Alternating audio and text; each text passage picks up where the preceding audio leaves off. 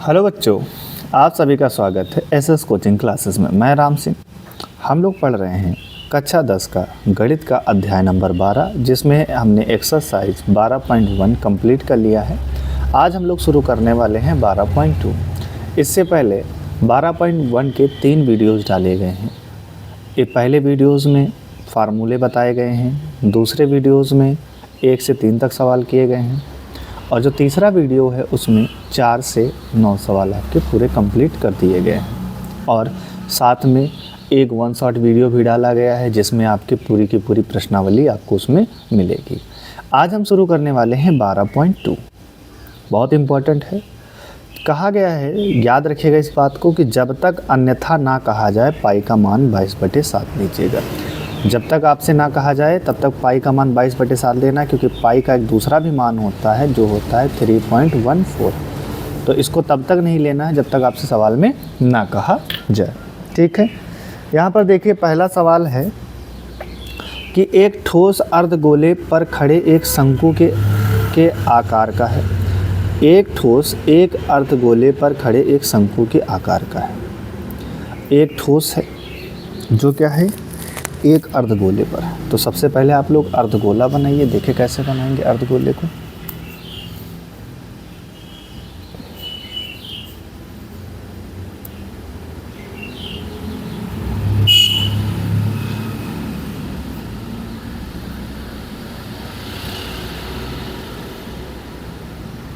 ये आपका बेटा अर्धगोला हो गया, जिस पर क्या है, एक शंकु है। एक ठोस बनाया गया और ये शंकु। एक ठोस एक अर्धगोले पर खड़े शंकु के आकार का है, जिसकी त्रिज्या 1 सेंटीमीटर है। यानी इसकी रेडियस कितनी है, 1 सेंटीमीटर है। तो यहाँ पर हम लिख देते हैं इसकी त्रिज्या कितनी है, 1 सेंटीमीटर है। और इसकी जो ऊंचाई है, और इसकी शंकु की ऊंचाई उसकी त्रिज्या के बराबर है। मतलब ये त्रिज्या तो किसकी हो गई, अर्धगोले की, और शंकु की जो त्रिज्या है उसकी ऊंचाई के बराबर है। यानी जो शंकु की ऊंचाई उसकी त्रिज्या के बराबर है, तो जो शंकु की ऊंचाई होगी वही उसकी क्या हो जाएगी, त्रिज्या हो जाएगी। यानी इसकी जो त्रिज्या है, इसको हम मान ले, सपोज़ करो R1 मान ले। हम लिख देते हैं किसके लिए है, ये है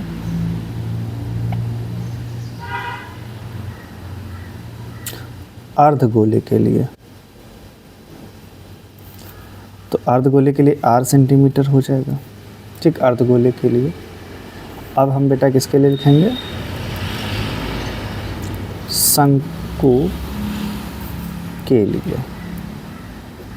तो शंकु के लिए H क्या होगी, H हो जाएगी।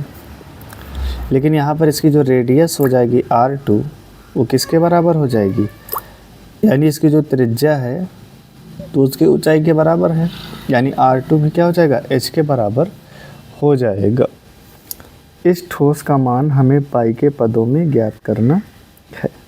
ठीक है, अब यहाँ पर एक बात आपको और समझना है कि शंकु की ऊंचाई उसकी त्रिज्या के बराबर है। तो शंकु की ऊंचाई, अब यहाँ पर अगर देखा जाए ध्यान से, तो ये अर्धगोला है। अर्धगोले की त्रिज्या कितनी है, 1 सेंटीमीटर है।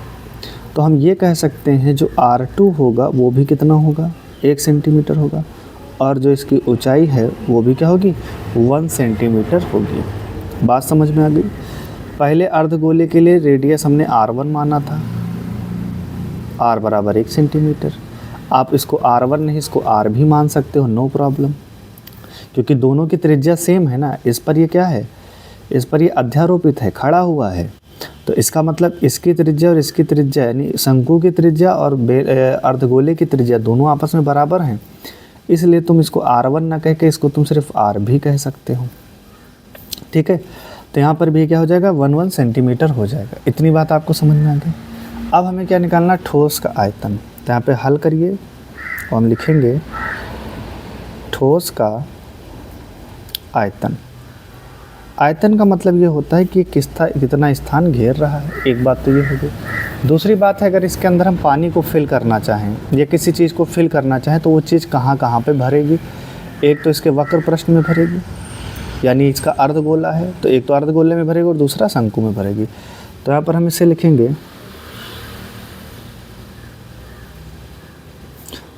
अर्धगोले का आयतन प्लस क्या हो जाएगा दूसरा, शंकु का आयतन। अर्धगोले का आयतन प्लस बेटा क्या हो जाएगा, शंकु का आयतन। शंकु का आयतन और प्लस अर्धगोले का आयतन।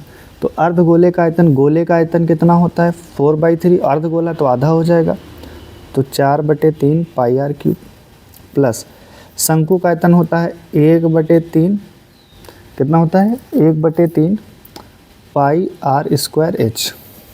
ठीक है, ये बेलन का 1/3 होता है, जो बेलन का आयतन होता है उसका ये 1/3 आयतन होता है। क्लियर है यहाँ तक। यहाँ पर ध्यान से देखिए, यहाँ से अगर देखा जाए तो पाई आर स्क्वायर कॉमन मिल जाएगा, तो अंदर बचेगा 4/3, क्या बचेगा 4/3, और यहाँ से हमारे पास बेटा क्या बचेगा, एक आर बचेगा, प्लस यहाँ से हमारे पास बचेगा 1/3, और यहाँ से क्या बचेगा एच बचेगा। ये है पाई आर स्क्वायर, ये है 4/3, और आर का मान 1 हो जाएगा 1/3, और एच का मान भी कितना हो जाएगा 1 हो जाएगा। क्लियर है, ये पाई है, आर का मान यहाँ भी 1 हो जाएगा, तो अंदर हमारे पास क्या बचेगा 4/3 प्लस ये हो जाएगा 1/3। क्लियर है, इतनी बात समझ में आ गई। अब यहाँ पर देखो, पाई तो पाई रहेगा, 1 का स्क्वायर 1 हो जाएगा। यहाँ पे देखो ये 3 आ जाएगा, कितना आ जाएगा 3, और ऊपर जो हमारा हो जाएगा वो कितना हो जाएगा, वो हमारे पास हो जाएगा 4/3।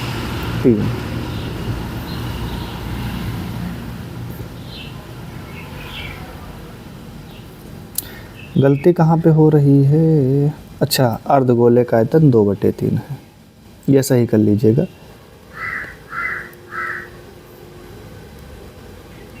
मैंने इसलिए कहा कि गलती हो रही है क्योंकि इसका आंसर मैंने जब बच्चों को पढ़ाया था तो पाई आया था। तो यहाँ पर देखिए अर्धगोले का आयतन यानी गोले का आयतन का मैंने बोला था कि गोले के आयतन का आधा होता, पर मैंने लिखा नहीं, ये मिस्टेक हो गई। तो ये 2/3 है, ध्यान दीजिएगा, ये 2/3 है, यहाँ भी कितना है 2/3 है। 3 एक बार एलसीएम लेंगे तो ऊपर हो जाएगा 2 + 1, यहाँ से देखिए पाई हो जाएगा, और अंदर बचेगा 3/3, 3 से 3 कट जाएगा, और यहाँ पर जो आपका आंसर आएगा कितना हो जाएगा पाई। तो इस ठोस का जो आयतन होगा वो पाई के बराबर होगा। ये इतनी बात समझ में आ गई। तो ये थोड़ा सा याद रखिएगा, थोड़ा सा मिस्टेक यहाँ पर हुई है, 4/3 की जगह पे क्या लिखना है 2/3, क्योंकि अर्धगोले का आयतन का कितना होता है 2/3 होता है। बाकी आपका सवाल बिल्कुल सही है, इसी कॉन्सेप्ट पे पूरा सवाल लगेगा जो आपको दिखाया गया है। ठीक है, जल्दी से इसका स्क्रीन देखिए बेटा। नेक्स्ट क्वेश्चन, एक इंजीनियरिंग के विद्यार्थी रचेल से एक पतली एल्युमिनियम की शीट का प्रयोग करते हुए एक मॉडल बनाने को कहा गया। अक्सर कॉलेजों में प्रोग्राम होते हैं, जब इंजीनियरिंग की पढ़ाई वगैरह हम करते हैं तो कई प्रोजेक्ट बनवाए जाते हैं, उसी में से इनसे एक मॉडल बनाने के लिए कहा गया जो एक ऐसे बेलन के आकार का हो जिसके दोनों सिरों पर 2 शंकु जुड़े हों। इस मॉडल का व्यास 3 सेंटीमीटर का होना चाहिए, इसकी लंबाई 12 सेंटीमीटर होनी चाहिए। यदि प्रत्येक शंकु की ऊंचाई 2 सेंटीमीटर हो तो रचेल द्वारा बनाए गए मॉडल में अंतर्विष्ट हवा का आयतन ज्ञात कीजिए। यह मान लीजिए कि मॉडल की आंतरिक और बाहरी विमाएं लगभग बराबर हैं। ठीक है, तो इस सवाल को सबसे पहले हम लोग देखते हैं कैसे सॉल्व करते हैं। हमेशा सॉल्व करने का तरीका वही होता है। सबसे पहले हम इस बात को समझ लेते हैं थोड़ा। सबसे पहले हम यहाँ पर बनाएंगे एक बेलन।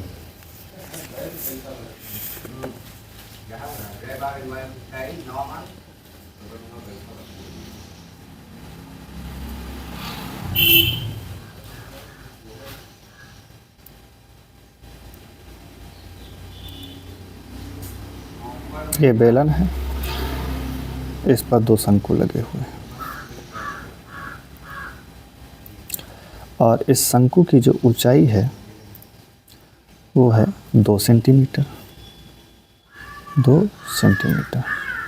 यहाँ पर भी शंकु की जो ऊंचाई होगी वो 2 सेंटीमीटर है। इसका व्यास कितना है 3 सेंटीमीटर है। 3 सेंटीमीटर।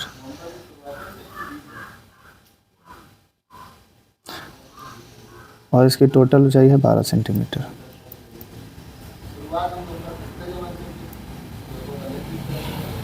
ठीक, ये बात है। अब ये टोटल बेलन की, ये टोटल मॉडल की ऊंचाई इतनी हो गई। ये टोटल यहाँ से ले करके यहाँ तक मॉडल की ऊंचाई है। मुझे चाहिए बेलन की ऊंचाई, तो बेलन यहाँ से यहाँ तक है ना, ये बेलन है। तो हम क्या करें, कुल ऊंचाई में से, यानी टोटल कितनी है, 15 है, सॉरी 12 है, 12 में से 2 ये घटाओ और 2 ये घटाओ, तो 12 में से कितना घटाएंगे, 4। तो जब 12 में से 4 घटाओगे तो बेलन की ऊंचाई हमें कितनी मिलेगी, 8 सेंटीमीटर मिलेगी। ठीक, अब यहाँ पर ध्यान से देखो, हम सबसे पहले यहाँ पे लिख लेंगे शंकु के लिए। किसके लिए, शंकु के लिए। तो जब हम शंकु के लिए लिखेंगे तो शंकु की ऊंचाई हमने h1 मानी है, तो h1 कितनी है, 2 सेंटीमीटर। और इसकी जो त्रिज्या है उसको मान लेते हैं r1, लेकिन त्रिज्या बराबर ही दोनों की, तो इसको त्रिज्या को r रखो, या चलो r1 मान लेते हैं। तो इसकी त्रिज्या कितनी है, r1 है, तो त्रिज्या कितनी हो जाएगी, वो व्यास की आधी होती, तो यहाँ पर दिखा देते हैं। व्यास कितना है, व्यास 3 है, तो त्रिज्या कितनी हो जाएगी, 3/2 सेंटीमीटर। अब किसके लिए लिखना है, बेलन के लिए। तो जब बेलन के लिए लिखोगे तो h2 बराबर कितना हो जाएगा, 8 सेंटीमीटर। बेलन की ऊंचाई 8 सेंटीमीटर है। और r2 यहाँ पे भी कितना हो जाएगा, 3/2 सेंटीमीटर। ठीक, अब हमें सवाल में निकालना क्या है, निकालना है मॉडल में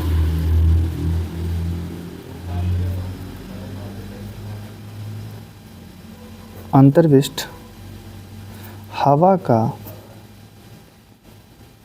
आयतन।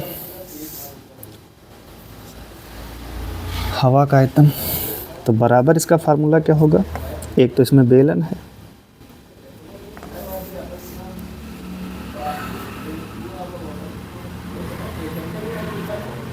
प्लस 2 गुणे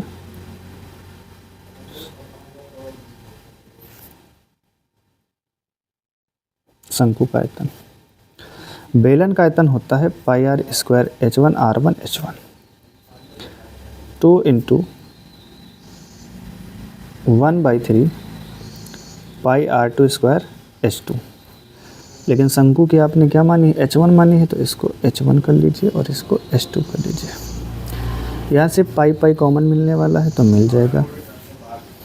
अब यहाँ पे देखो r1 अंदर बचेगा, r1² प्लस h2²। हालांकि दोनों सेम हैं, हम चाहते तो लिख देते, लेकिन हमने ऐसे सवाल आगे भी फंसेंगे तो वहाँ पर ही आपके काम आएगा। 2 × 2/3 r2² और ये h1। ठीक,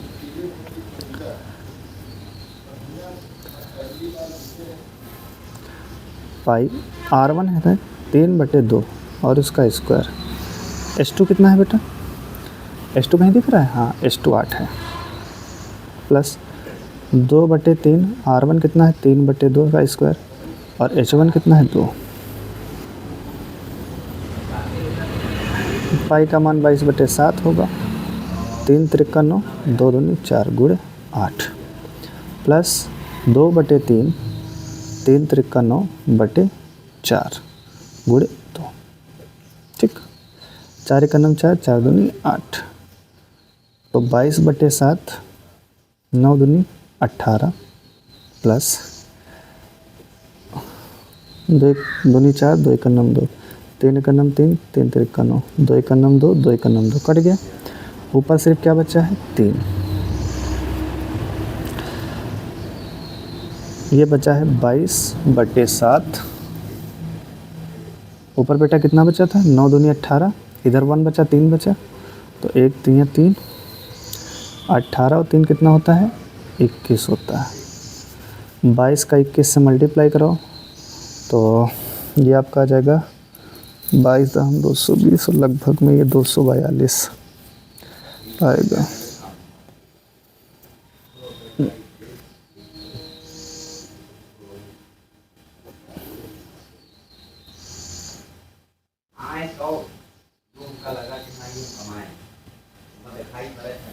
462 भाग दे दीजिए 6 से,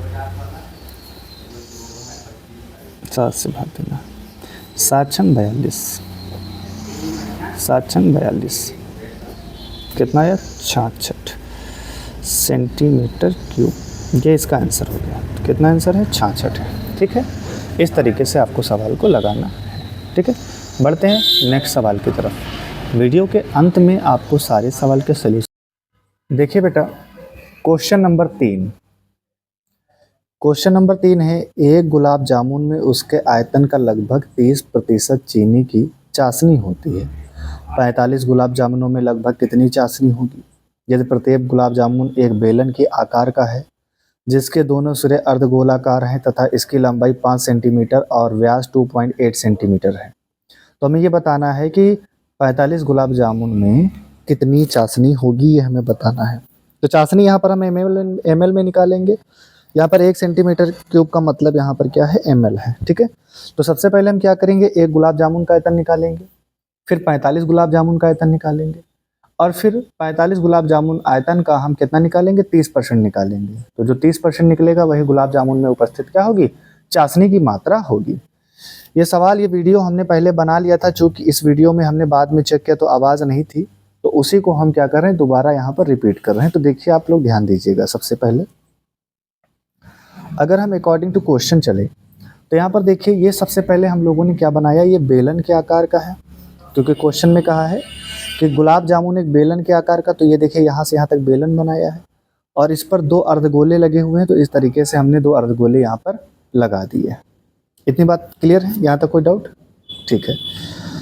फिर कह रहा है कि इसकी लंबाई कितनी है 5 सेंटीमीटर। तो देखिए रसगुल्ले की लंबाई हमने कितनी रखी 5 सेंटीमीटर है, और व्यास कितना 2.8 है, तो त्रिज्या बेटा व्यास की आधी हो जाएगी, तो 1.4 सेंटीमीटर हो जाएगी। क्लियर है? अब यहाँ पर ध्यान से देखिए कि अब हमने यहाँ पर क्या निकालना, हमने निकाला है बेलन की ऊंचाई। तो बेलन टोटल इसकी ऊंचाई, टोटल ऊंचाई कितनी है रसगुल्ले गुलाब जामुन की 5 सेंटीमीटर। तो इसमें से 1.4 ये 1.4 वे यानी 2.8 घटाएंगे तो कितना आएगा 2.2 आएगा। तो h कितना आ गया 2.2 आ गया। अब हमें करना क्या है, अब हमें आगे ये करना है कि अब हमें आगे इसको क्या करना है, एक गुलाब जामुन का आयतन निकालना है। तो एक गुलाब जामुन का आयतन हमें निकालना है, तो बराबर क्या होगा बेलन का आयतन, क्योंकि चाशनी यहाँ पर हुई होगी, यानी इसमें चाशनी घुली हुई है। ठीक है, इसमें चाशनी बेटा क्या है घुली हुई है, और यहाँ पर भी चाशनी होगी। तो प्लस कहाँ कहाँ चाशनी है, दोनों जगह पे है, तो हम दोनों का आयतन निकालेंगे। इसलिए एक गुलाब जामुन का आयतन हम निकालेंगे तो क्या होगा बेलन का आयतन प्लस 2 अर्धगोले का आयतन। क्लियर है इतनी बात? अब यहाँ पर ध्यान से देखिए कि अब यहाँ पर इनके हमने फार्मूले रख दिए हैं। तो बेलन का आयतन का फार्मूला होता है πr² होता है, और 2 का 2 है, और अर्धगोले का आयतन होता है 2/3 πr³ होता है। क्योंकि गोले का होता है 4/3, तो अर्धगोला है तो आधा कर देंगे, तो 2/3 πr³ हो जाएगा। इतनी बात आपको समझ में आ गई? फिर यहाँ पर हमने इनके मान भर, अब यहाँ पे देखिए πr² यहाँ पर है, πr² यहाँ पे कॉमन ले लिया, अंदर यहाँ से बचा h और यहाँ पे बचा 2 दूनी 4/3 r बचा। क्लियर है यहाँ पर? इसके बाद हमने क्या किया, यहाँ पर इनके हमने मानों को रखा है। क्या किया बेटा, इनके मानों को हमने रखा है। जब हमने इनके मानों को रखा तो पाई का मान 22/7, त्रिज्या कितनी है आप त्रिज्या देख रहे हैं 1.4 है, तो 1.4 का स्क्वायर। हाइट कितनी है 2.2 है, 4/3 r की जगह पे क्या आ जाएगा 1.4 आ जाएगा। फिर 22/7 इसका हमने स्क्वायर किया 1.96 आया 2.2, इससे हमने इसका मल्टीप्लाई करा दिया 5.6 बटे कितना आ गया बेटा 3 आ गया। इतनी बात आपको समझ में आ गई? अब यहाँ पर ध्यान से देखिए कि यहाँ पर जब हमने यहाँ पे ध्यान से देखिएगा, जब हमने 22 का गुणा 1.96 से कराया तो वो वैल्यू हमें प्राप्त हुई 43.12। ये इतनी प्राप्त हुई, नीचे 7 है। यहाँ पर देखिए फिर यहाँ पर हमने बेटा क्या किया है, इनका एलसीएम लिया, इसका 3 से मल्टीप्लाई करा दिया, यानी इनका एलसीएम लिया गया है, क्रॉस मल्टीप्लाई, इससे इसका गुणा, इससे इसका गुणा, इससे इसका गुणा। क्लियर है? ये आप लोग जानते हैं। तो इतना आ गया 3, इनको जोड़ा गया है तो कितना आया 12.2 आया। बाकी कहानी वैसे ही चल रही है। अब इन दोनों का गुणा करा दिया, इन दोनों का जब गुणा मैंने कराया ऊपर ऊपर तो मुझे मिला 526.064 मिला। क्लियर है बेटा इतनी बात? और फिर नीचे कितना हो जाएगा 7 × 21। ठीक, तो ये एक गुलाब जामुन का आयतन हमें इतना मिल गया। फिर मैंने यहाँ पर तुरंत क्या निकाला 45 गुलाब जामुन का आयतन निकाल लिया। कितना गुलाब जामुन 45 गुलाब जामुन का आयतन हमने यहाँ पर निकाल लिया। तो एक का 526.064/21 था, तो हमने इसको 45 से गुणा करा दिया, तो 45 का इतना निकल के हमारे पास आ गया। यहाँ तक कोई दिक्कत? ये 45 का हमने निकाल लिया। फिर आगे देखिए, हमें कि 45 गुलाब जामुन में चाशनी की मात्रा हमें निकालनी थी, तो 45 गुलाब जामुन के आयतन का 30% चाशनी है, तो हमने 30% से गुणा करा दिया। फिर यहाँ से देखिए हमने क्या किया है, पहले इसको 3 से काटा, 3 7 21, फिर 3 दहम 30, 10 आया, 10 से एक जीरो ऊपर कट गया, एक जीरो नीचे कट गया, नीचे बचा 10। तो ये दशमलव यहाँ पर था, तो दशमलव जीरो नीचे 10 होने के कारण ये दशमलव एक अंक इधर खिसक जाएगा, तो दशमलव एक अंक खिसक गया, तो इतना आ गया। अब इससे इसको भाग देंगे तो हमारा इतना आ जाएगा, तो लगभग में हमारा आंसर कितना होगा, 338 सेंटीमीटर क्यूब होगा। ठीक है बेटा, देखते हैं नेक्स्ट क्वेश्चन। क्वेश्चन नंबर 4, एक कलमदान घनाभ के आकार की एक लकड़ी से बना है, जिसमें कलम रखने के लिए 4 शंक्वाकार गड्ढे बने हुए हैं। घनाभ की विमाएँ 15 सेंटीमीटर, विमाएँ का मतलब होता है बेटा लंबाई चौड़ाई ऊंचाई, वही इसकी जो होती है, 15 सेंटीमीटर, 10 सेंटीमीटर, 3.5 सेंटीमीटर है। प्रत्येक गड्ढे की त्रिज्या 0.5 सेंटीमीटर है और गहराई 1.4 सेंटीमीटर है। पूरे कलमदान में लकड़ी का आयतन ज्ञात करना, मतलब एक लकड़ी का टुकड़ा बनाया गया जो कि क्या है, ठोस है, जो कैसा है, शंक्वाकार है। अब उसमें क्या करते हैं, आप कभी कहीं ऑफिस में गए होंगे, आप अपने स्कूल के ऑफिस में गए होंगे, तो जो प्रिंसिपल का रूम होता है तो वहाँ पर एक बॉक्स टाइप में रखा होता है, और अब अक्सर प्रिंसिपल उसमें इस तरीके से पेन लगा देते हैं। इस तरीके से क्या करते हैं, प्रिंसिपल उसमें पेन लगा देते हैं, और पेन लगा रहता है, जब भी कोई काम करना तो उससे निकालते हैं, वो कलमदान है। तो यहाँ पर जो कलमदान है वो बेटा किसका है, लकड़ी का है। ठीक है, अब आगे देखिए, यहाँ पर देखिए इस तरीके से हम क्या करेंगे, कलमदान है ये, तो कलमदान हमने क्या किया है, घनाभ के आकार का हमने कलमदान बनाया है। ये घनाभ के आकार, इसमें सर 4 शंकु के आकार के छिद्र किए गए हैं, और इसमें इसी तरीके से ये पेन इस तरीके से लगा दिए जाते हैं। आपको अगर दिख रहा होगा तो समझ में आएगा, इस तरह से पेन लगा दिए जाएंगे। तो टोटल पहले घनाभ क्या था, लकड़ी थी, तो टोटल पहले क्या था, घनाभ का आयतन था, लेकिन अब इसमें हमने गड्ढे कर दिए। कितने गड्ढे किए, 4 शंकु आकार के, तो कुछ लकड़ी बाहर चली गई, तो जो लकड़ी बाहर निकल गई है उसको हम माइनस कर देंगे, तो क्या हो जाएगा, तो यहाँ पर हम लिखेंगे पूरे कलमदान का आयतन बराबर घनाभ का आयतन माइनस 4 शंकुआकार गड्ढों का आयतन। तो ये 4 जो गड्ढे किए गए, तो इतनी लकड़ी तो बाहर निकल गई ना, तो इसको हमें घटाना होगा, तो ये देखिए हमने घटाया। यहाँ पे इसका फार्मूला होता है। अब यहाँ पर देखिए कुछ चीज़ें हमने घनाभ के लिए लिखी, तो घनाभ की लंबाई 15 हमने मानी है, चौड़ाई 10 है, और ऊंचाई कितनी है, 3.5 सेंटीमीटर है। जबकि शंकु के लिए त्रिज्या कितनी है, 0.5 सेंटीमीटर है, और उसकी ऊंचाई कितनी, 1.4 सेंटीमीटर। एक शंकु को हमने बाहर निकाल के भी दिखाया, तो ये इसकी त्रिज्या कितनी है, 0.5 सेंटीमीटर, और इसकी हाइट कितनी है बेटा, 1.4 सेंटीमीटर है, ये भी हमने आपको दिखाया। फिर यहाँ पर हमने फार्मूले लगाए हैं, 4 का 4 है, और यहाँ पे शंकुआकार गड्ढों का आयतन मतलब शंकु का आयतन 1/3 पाई r² H2 हो जाएगा। यहाँ से हमने इनके मान रख दिए हैं, तो यहाँ से पॉइंट हटाया, नीचे 10 आया, 10 से 10 कट गया, 15 से 35 का गुणा कराया, कितना आया बेटा, 525 आ गया। कितना है, 525। यहाँ पे देखिए 4 एकन्नम 4 आया, और ये 3 आया, पाई का मान 22/7 आया, और त्रिज्या 0.5 थी, उसका स्क्वायर किया, और हाइट कितनी थी, 1.4 थी। ये देखिए हाइट कितनी है, 1.4 है। फिर अगले स्टेप में 525 माइनस 4/3 22/7, यहाँ से हमने इसका स्क्वायर किया, तो 0.25 आया, 1.4, यहाँ से स्क्वायर, इसका हमने दशमलव हटाया, तो दशमलव हटाने पे कितना मिला बेटा, 100, और इसका दशमलव हटाने पे हमको कितना मिला, 10 मिला। अब यहाँ पर ये कहानी इतना होने के बाद हमें 4/3 मिला था, 22/7 मिला था, 25/100 मिला था, और 14/10 मिला था। हमने किया क्या, 7 एकन्नम 7, 7 दूनी 14, 2 यहाँ पर आ गया, फिर 25 एकन्नम 25, 25 चौको 100, 4 आया, फिर 4 से ये 4 कट गया, तो अब हमारे पास ऊपर क्या बचा, 22 और 2 बचे, तो 22 गुणे 2, तो 22 दूना कितना हो जाएगा मेरे बच्चे, 44 हो जाएगा, और नीचे 10 3 30। इसको जब मैंने काटा तो 22 बटे मेरे पास 15 बचा, और जब मैंने इससे, ध्यान से देखिए, और जब मैंने बेटा इस 15 से 22 को भाग दिया तो मुझे मिला 1.46, और 525 से 1.46 घटाया तो हमें ये मिल गया। यही हमारा क्या है बेटा, आंसर है। ठीक है, तो इसका वीडियो मैंने बेटा बनाया था, चूँकि आवाज़ नहीं आ रही थी, इस वजह से हमको ये रिपीट करना पड़ा। ठीक है, तो थोड़ा सा इसको आप समझिएगा, लगाइएगा, एक दो बार आप प्रैक्टिस करेंगे, आपको आ जाएगा। नेक्स्ट वीडियो में बाकी के बचे 4 सवाल हम कंप्लीट कर देंगे। तब तक के लिए इन 4 सवालों की आप प्रैक्टिस कर लीजिए। धन्यवाद, जय हिंद।